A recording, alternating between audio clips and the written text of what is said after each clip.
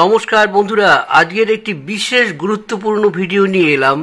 যে ভিডিওটি এই উপায়গুলো আপনারা যদি করেন অবশ্যই আপনাদের আর্থিক অবস্থা একদম থাকবে না, সব সময় আপনাদের আর্থিক অবস্থা খুব ভালো থাকবে।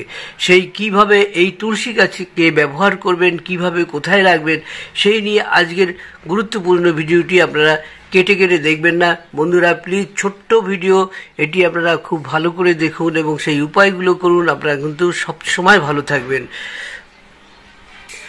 কাজের সাফল্যতাও কিভাবে পাবেন, কি উপায় কিভাবে করলে সেই উপায় তবেই আপনি কাজের সাফল্যতা পাবেন, সেই নিয়েও আজকের এই বিস্তারিত ভিডিওটি।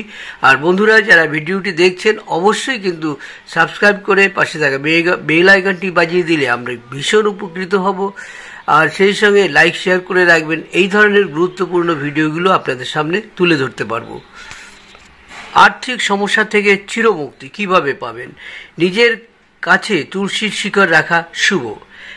একে লাল রঙের কাপড়ে বেঁধে নিজের কাছে রাখলে শুভ ফল পাবেন।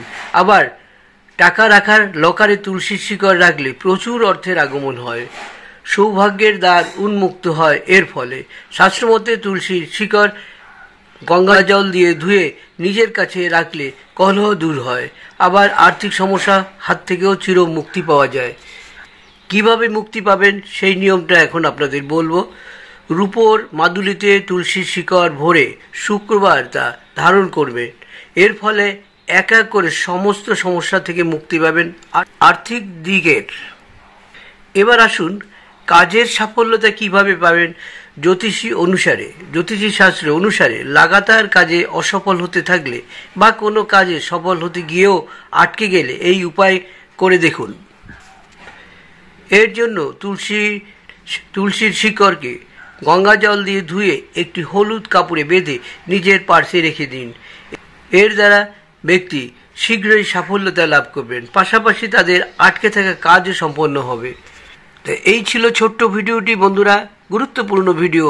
আবার একটু অনুরোধ করব, এই ভিডিওটি আপনারা যারা দেখছেন প্লিজ একটু সাবস্ক্রাইব করে পাশে থাকা বেল আইকনটি বাজিয়ে দেবেন। আর লাইক শেয়ার করে রাখলে আপনার পরবর্তী আরও এই ধরনের গুরুত্বপূর্ণ ভিডিও আপনাদের সামনে আমি তুলে ধরব, আর সেগুলো আপনারা অটোমেটিকই আপনাদের কাছে পৌঁছেও যাবে। শ্রোতা বন্ধুরা, একটা কথা বলবো, এই ভিডিওটি দেখে আপনারা অবশ্যই কমেন্টস করবেন। সব ক্ষেত্রেই আমার সব ভিডিওতেই কমেন্টস করবেন। আর যদি আপনাদের আরও কিছু জানার থাকে, আরও কিছু জিজ্ঞাসা থাকে, সেগুলো আমাকে অবশ্যই কমেন্টস করে জানাবেন, আমি উত্তর দেবো। হয়তো একটু দেরি হতে পারে, কিন্তু উত্তর অবশ্যই আমি দেবো।